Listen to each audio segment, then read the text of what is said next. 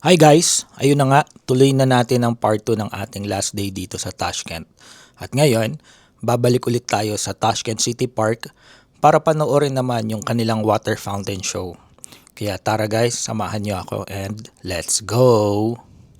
Pag titignan mo, punuan sila dito. Tapos, same din dun sa kabila. May libreng shower tayo dito guys. Sisira kaya to DJI pa. Suote ka ba rin?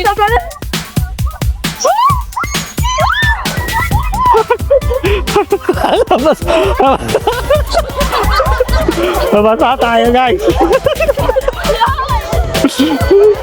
Wala na masa. Kaya pala. Okay, Fora. Nasinya ko, student mo? Kaya pala, walang tumatambay doon.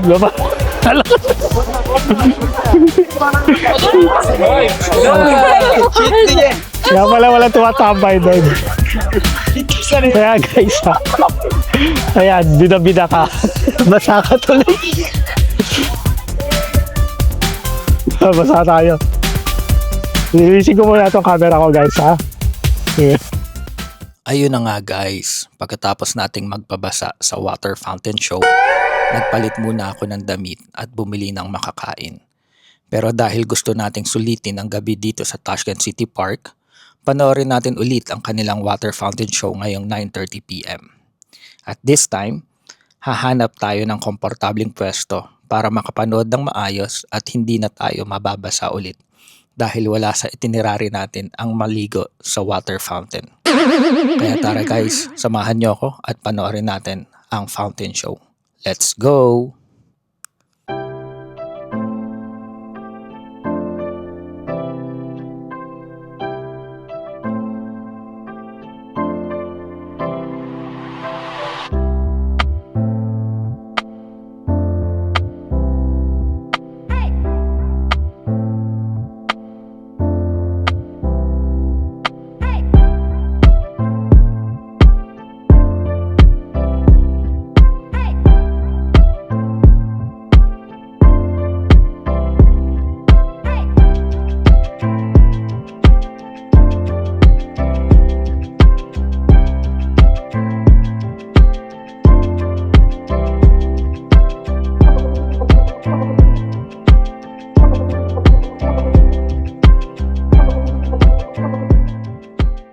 Guys, mukhang hanggang dito na lang ang ating Uzbekistan trip. Bukas ay magche-check out na tayo at lilipad na tayo pa UAE. Maraming salamat sa pagsama sa akin sa ating mga napuntahan. Balitaan ko kayo pagbalik ko ng hotel. Bye. Ang Holiday Inn. Ganda yung niya. Design ng building. Ano ba meron dito? Check natin guys. Parang Pero plano ko sana dyan ako sumakay from Holiday Inn. Kasi pag doon ako sa may Tashkent City Park, baka maipit tayo ng traffic. Matagalan yung Yandex. Tsaka yun yung sinasuggest ng Yandex. Pero habang naglalakad ako dito, ang ganda ng niya, architectural layout. Ano yun? May volleyball? Ay, yun yung malaking bandila guys. Kaya lang madilim na. Hindi ko na makikita. Yan. Tobacco and coffee. Yes. Kala ko ba uwi na tayo? Wait lang guys. Sulitin na natin. Ano yun? Volleyball? Volleyball ba nilalaro nila? No guys, so ang galing Talagang volleyball nga. Tignan mo. Diba? Marami rin may gusto ng volleyball Kita nyo ba? O malayo pa? Daming naglalaro. Daming nagpa-volleyball. Boulevard. Ganda dito. Buhay na buhay. Ayan Magaling sila mag-volleyball. Puro kabataan University ba to? Oh. Ganda namang neighborhood to. Baka pang mayayaman mga naka-ano dito. Pero puro mga kabataan. Oh.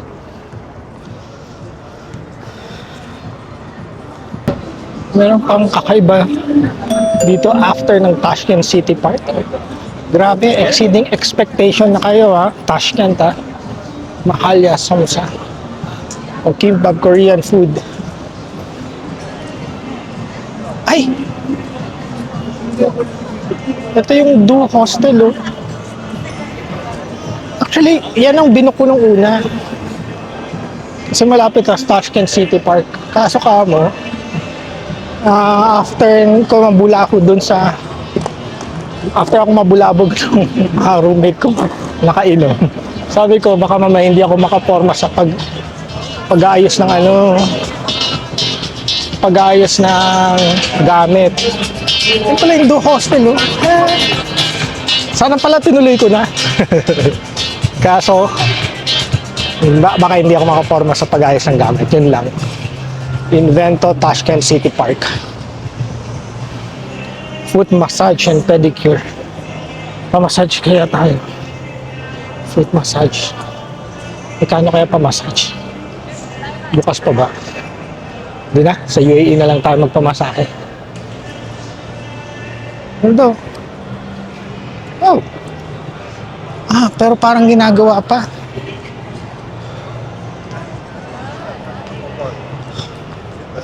Amazing guys.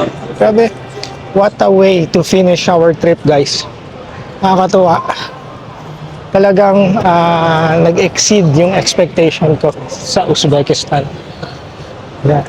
At one thing is for sure, pag may pagkakataon, may budget, pasok sa lahat, babalik tayo sa Uzbekistan. Ay, ito. May paparol oh. Haba. Tapos pare-parehas ng architectural design, more on parang Europe ang datingan. By the way guys, sabi nila by July super init na dito, July, August. Pero pagdating ng September, yan, transition na to autumn and then winter. Grabe, ay. Saan ka, kung ikaw gagala, saan ka pupunta? Tashkent City Park, Tashkent City Mall, or itong place na to? Or pwede mong gawin lahat. Magpabasa ka muna sa Tashkent City Fountain. Tapos magpalit ka sa Tashkent City Mall. At kumain ka ng Wendy's ulit sa Tashkent City Park. At pumunta ka rito. Ganda. Ganda. Instagrammable guys. Thank you Lord for this wonderful experience. Safe tayo. At sana safe tayo pabalik. Tomorrow. Sino to? Lady Madonna. Very nice. Guys, hindi rin magpapatalo tong place na to. May pa-fountain din sila. Wow. O, diba guys? It's okay. Thank you very much. Where from? Philippines. Yeah. Hi. Go. Nice to meet you. Okay. Yeah. Galing. Ako ulit. Pahinga lang ako konti bago tayo kumuha ng taxi. So, bumalik ako dito sa may mga nagva-volleyball na mga kabataan. Ang dami nila. Oh. Nakakatawa. Boom. Diba? Tapos may nagro-rollerblades. Ito yung mga building doon sa kabila. Yun yung Holiday Inn, dyan tayo sasakay mamaya. Tsaka hindi lang konti ang nagba-volleyball. Parang grabe, ang dami. Isang buong kabit. Diba? Isang buong eskwelahan nata ito. Maganda. Paulit-ulit ka kuya. Maganda naman talaga kasi. Yeah. So, yun na lang muna sa ngayon guys. Ginagabi na tayo. Maraming salamat talaga. Bukas mag-update tayo ulit ha. Yun lang. Maraming salamat. Ingat po kayo lagi. Bye. Hi guys, good morning. Magandang umaga. It's currently 3:50 in the morning. Nakapag-bihis na tayo, nakapag-ayos na tayo. Check out na lang tayo guys. And pupunta na tayo ng airport sa Islam Karmanov Airport. Yeah, pa Dubai guys. So, mabilis lang tayo nag-stay dito sa hotel na to. Yeah. Parang 2 oras lang ata tulog ko guys. So, anyway. Balitaan ko kayo pag nasa airport na tayo. Yeah? Let's go! Guys, dito na tayo sa departure airport ng Islam Karimov Tashkent International Airport. So, check-in lang muna ako guys. Ayusin ko lahat. Tapos balikan ko ano ha. Guys, ayun yung flight natin pa Dubai. Yung Uzbekistan Airways HY333. So, ang check-in niya is 4:15. Check-in number 2 to 5. Meron ding Centrum, no? Then may fly Dubai nandoon, mas maaga, alas 4. Is nakapag-check-in na tayo. Okay? Next stop is immigration. Pero bago tayo pumunta doon, pakita ko lang sila. Meron silang pwede kang lumabas. At nandito yung view mo is yung malaking bandila nila.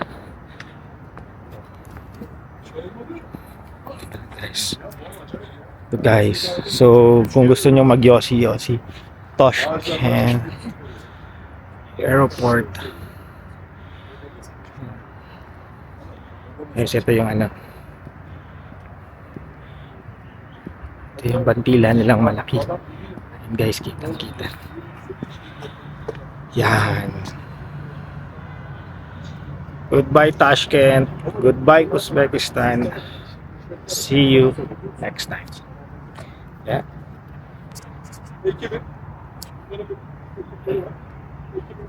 Guys, alis na ako ha. At nakita ko medyo mahaba yung pila sa immigration. Okay guys, balitaan ko kayo once na nakapasok na ako. Hi guys, welcome back. So yun, nakapasok na tayo dito sa airport, no? So nakabili na rin tayo ng kape. Tapos kumain na rin tayo ng breakfast. Mabilis ang kain lang. Kasi ayoko nang ganun ka-heavy. Inaantok lang talaga ako guys, no? So ang boarding natin ay alas 6, 5:30 na. So just quick recap.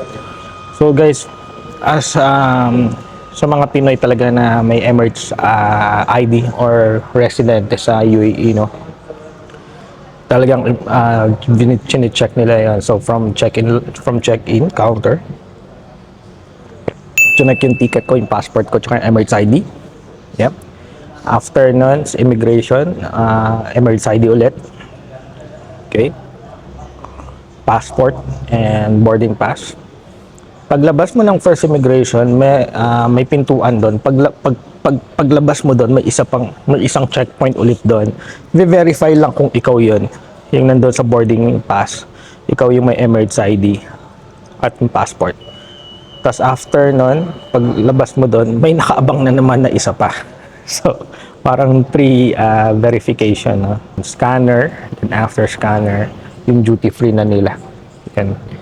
Mukhang guys, hindi ko sure kung bago ba tong airport or bagong renovate kasi mukhang inaayos din nila, which is a good sign for a country. Alam niyo guys, talagang buong trip natin na pag-usapan talaga natin yung progress ng Uzbekistan, no? At yung ano nila, intensive na pagde-develop. So syempre as a tourist, ang una mong dadatnan talaga is airport. Yun ang unang bubungad sa atin, no? As a turista. So yeah, that's good. Yeah. Guys, total nandito tayo sa airport, no? At hindi naman tayo lagi-lagi na nagta-travel, no? So may mga ano lang din ako, reminders and yung sa mga new traveler is yung mga things to think about when you're traveling. Ano yung mga pwede mong dalhin, ano yung mga hindi mo pwedeng dalhin. So start tayo. So sa hand carry, no? So usually sa hand carry guys, allowed tayo na magbitbit ng at least 100 ml of liquid items, air or gel. Yeah?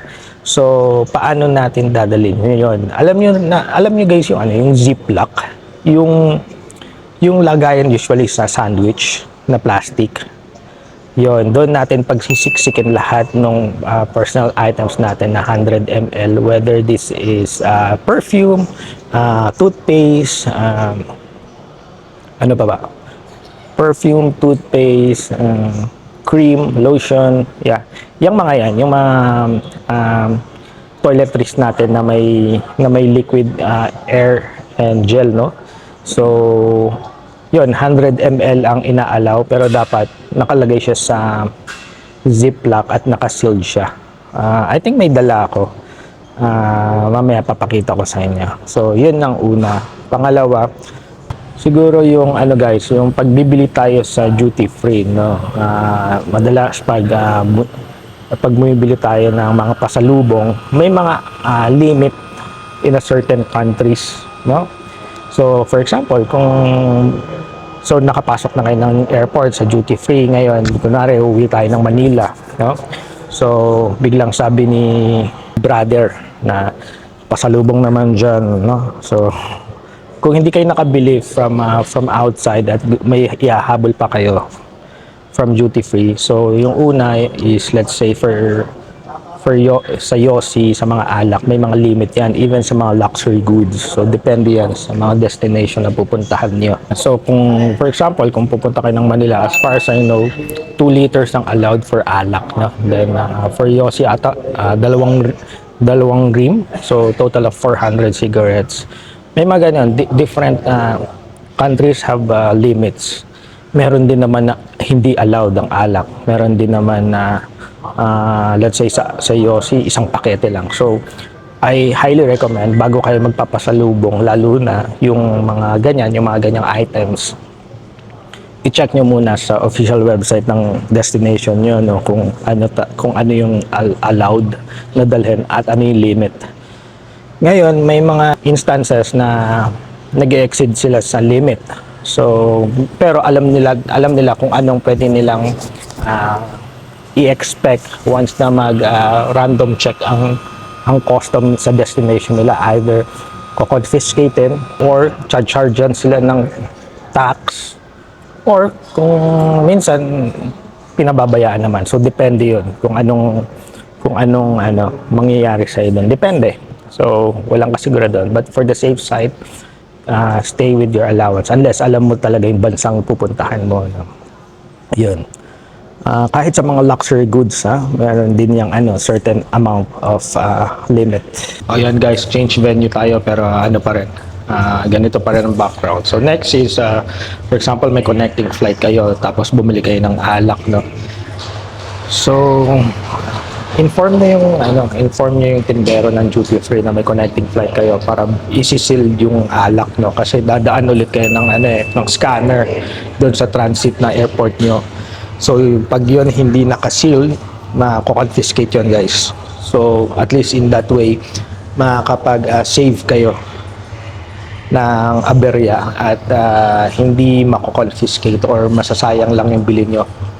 Siguro, isa pa na pwede kong sabihin is yung yung tubig.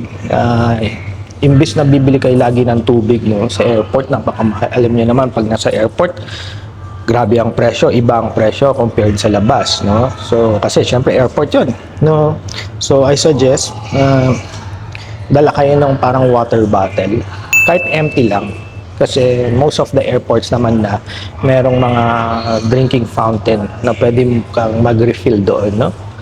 May mga airport na wala, pero most of the airports na is naglalagay na sila ng mga ganun para at least pagtawid mo ng scanner, hanap ka lang ng drinking fountain, refillan mo, at least hindi ka nabibili ng tubig, no?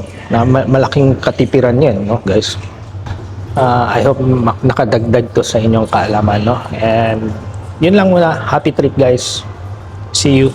Gate 5. Gate B5 ang gate natin papuntang Dubai via Uzbekistan Airways. So, that side yan.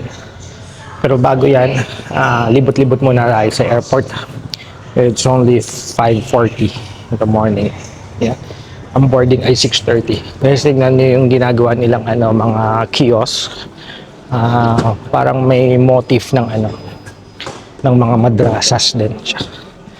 Which is maganda kasi gagawin nilang ganung ka-team na yung team ng airport nila. Yeah. So souvenir for last minute shopping. Yan, ceramics. Nice one. Yan. Sky bar. Mga gustong uminom. Yeah. Guys. Diba?